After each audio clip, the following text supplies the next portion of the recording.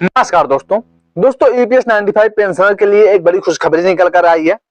दोस्तों केंद्रीय मंत्री ने शानदार तोहफा दिया है। दोस्तों इस आर्टिकल के माध्यम से आप लोगों को वीडियो में बताएंगे कि ईपीएफओ की केंद्रीकृत पेंशन भुगतान प्रणाली जिसको हम सीपीपीएस पूरी तरह से लागू पेंशन भोगियों को दोस्तों तोहफा जारी है।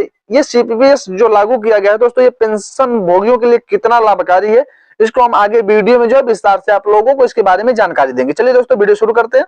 कर्मचारी भविष्य निधि संगठन ईपीएफओ ने पेंशन सेवाओं को क्षेत्र में दोस्तों एक ऐतिहासिक पहल करते हुए दिसंबर 2024 में केंद्रीकृत पेंशन भुगतान प्रणाली जिसको सीपीपीएस को देश भर में लागू कर दिया। इस नई प्रणाली के तहत दिसंबर 2024 के लिए 68 लाख से अधिक पेंशन भोगियों को 1570 करोड़ रुपए की पेंशन राशि वितरित की गई। सीपीपीएस की शुरुआत का कार्यवंत सीपीपीएस का पहला प्रयोग अक्टूबर 2024 में करनाल, जम्मू और श्रीनगर के क्षेत्र कार्यालयों में सफलतापूर्वक लागू किया गया, जिसमें 49,000 से अधिक जो है पेंशन भोगियों को 11 करोड़ रुपए की पेंशन वितरण की गई।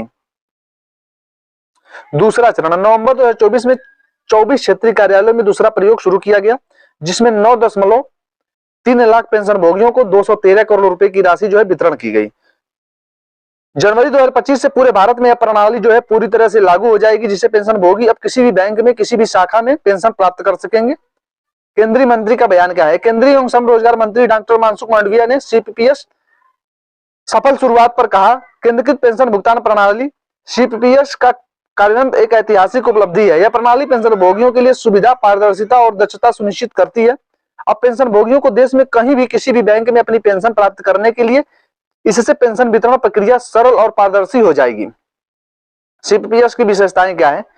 किसी भी बैंक से पेंशन प्राप्त करने की सुविधा पेंशन भोगी अब किसी भी बैंक और शाखा से पेंशन ले सकेंगे, जिससे उन्हें स्थान बदलने की किसी भी असुविधा का सामना नहीं करना पड़ेगा। भौतिक सत्यापन की आवश्यकता समाप्त हो जाएगी।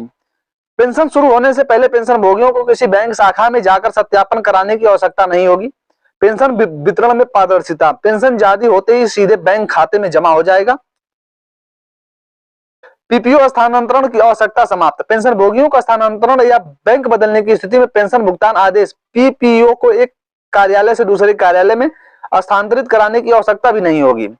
संचालक लागत में कमी, सीपीपीएस प्रणाली के लागू होने से ईपीएफओ में है पेंशन वितरण में होने वाली बड़ी लागत में कमी आएगी। पेंशन पात्रता के मापदंड क्या हैं? ईपीएफओ नियमित जो है सदस्य होने की आवश्यकता है। कर्मचारी न्यूनतम 10 वर्ष की सेवा पूरी की हो। पेंशन प्राप्त करने के लिए कर्मचारी की आयु 58 वर्ष की होनी चाहिए। 50 वर्ष की आयु के बाद कर्मचारी कम दर पर पेंशन विकल्प चुन सकते हैं। यदि कर्मचारी 60 वर्ष तक पेंशन लेना स्थगित करते हैं तो उसे प्रति वर्ष 4% की दर से अतिरिक्त पेंशन मिलेगी। दोस्तों इस वीडियो का निष्कर्ष क्या है? ईपीएफओ की नई प्रणाली जो है पेंशन भोगियों के लिए एक बड़ी राहत साबित होगी। सेवानिवृत्ति के बाद अपने गृहनगर में रहने वाले पेंशन भोगियों को किसी भी बैंक या शाखा में पेंशन प्राप्त करने में आसानी होगा। यह पहल पेंशन सेवा क्षेत्र में एक बड़ा सुधार है और ईपीएफओ की सेवाओं को आधुनिक और अधिक उपयोगकर्ता केंद्रित दोस्तों बनाएगा।